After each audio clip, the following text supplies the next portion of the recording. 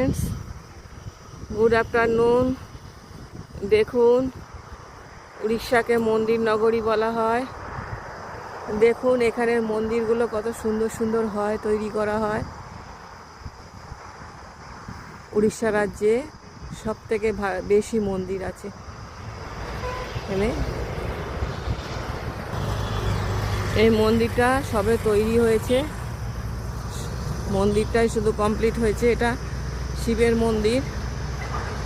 মন্দিরের চারিপাশটা কতখানি এরিয়া নিয়ে দেখুন, বিস্তৃত। চারিদিকে প্রচুর গাছপালা লাগানো হয়েছে, সবে শিশু গাছ, উদ্ভিদ। আর এই ধারটা দূরে, যেহেতু এটা খাল মতো, হাই রোড পাশেই খাল মতো এলাকা, জলটা প্রচুর পাবে বর্ষার পরে। সেই জন্য এখানে লাইন দিয়ে নারকেল গাছগুলো লাগানো হয়েছে। লাইন দিয়ে পুরো নারকেল গাছ লাগিয়ে দেওয়া হয়েছে যত দূর চোখ যায়। আর এই যে সুন্দর মন্দিরটা দেখুন।